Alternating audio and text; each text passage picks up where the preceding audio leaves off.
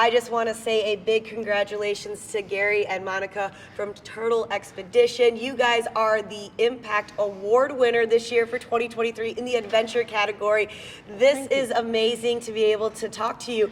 I have a vehicle, a Jeep, that I go off-roading, and I love to explore as well, because being able to explore the unknown where nobody goes is so cool. So please tell me a little bit about what this award means for you guys. Well, it means a lot, because there's two words that come up. One is impact, and the other is adventure.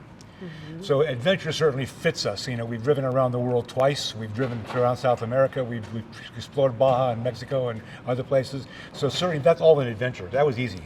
But the impact is what really hit me, and that's why the impact, we didn't realize it until we were at the Overland Expo in Tucson, right? And people started coming up to us and saying, "Wow, you guys have inspired us." We went out and got I got our Jeep set it up. You know, we put a camper in our truck. We went down and explored.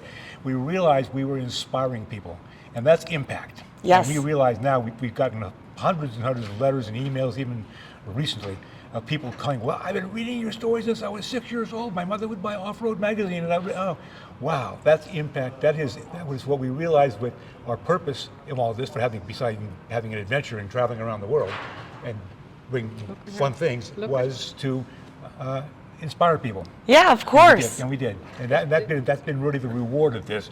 If you have to have a purpose besides just, you know, looking like a vacation, inspiring people to do the same thing, and doing that, having that amazing adventure of travel in the strange places, or even just, you know, in your backyard. You know, go up to Tahoe and camp out, or go to Mexico, or South America. You don't have to drive around the world. No, and you guys kind of created what we know now as overlanding. That's right. We did, yeah. I think Chris- Overland Journal, Chris Collar did a story about us, and they were called the Living Legends. That makes you feel old. But I think we never really realized the impact that we had on other people until the first Overland Expo. We had an elder, a senior, came up in a motorcycle suit, and he had this binder, and he had all the stories that we had written on South America. And he said, "You know, I was dreaming about traveling in South America. I saved all these articles of yours. I took my motorcycle after I retired, and I retraced your route." And Wow. we said, "Whoa." And just recently, this week, we had three guys write to us. One of them is in his 40s. He has read our magazine articles since he was a teenager, and he had this dream of traveling around the world, or traveling, and so he lives in BC. He was going up to Prudhoe Bay and then heading down to South America. And we feel, you know, people don't have to do what we're doing, but just taking their ideas and their dreams and make it happen. Knowing that it's possible.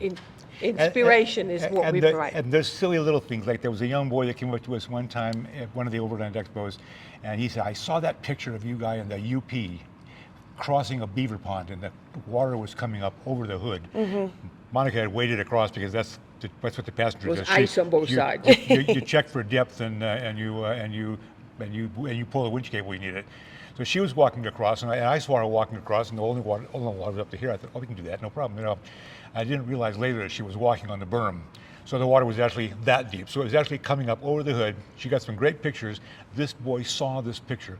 He went out to his dad's beautiful backyard lawn, dug a trench, filled it full of water, and took his Tonka toy and started running up and down. He got really in a lot of trouble. That is awesome. Well, I really truly love these stories, because like, you were the pioneers that made adventure bikes pretty cool, that made overlanding pretty cool, and you got to feel great about that. We do. And also we've met many young men who said, "You know, I would not read anything."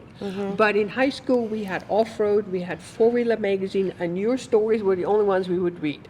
Or Mom tried to get these kids to read, and they wouldn't, but then they got the Off-Road magazines, and they read those stories. So, and you know, they were 35, 40 years old when we met them, and they said, back then, I was reading it. That is so cool. So we're getting back to adventure and impact combined. No, and I know that. Well, I want to let you guys get back there and enjoy this moment. Yeah. But whom would you like to thank? You know, there's got to be a ton of people that you really want to thank for giving you these opportunities. Well, you know, people here, you got all this stuff for free. You know, you don't get anything for free. You have to give back.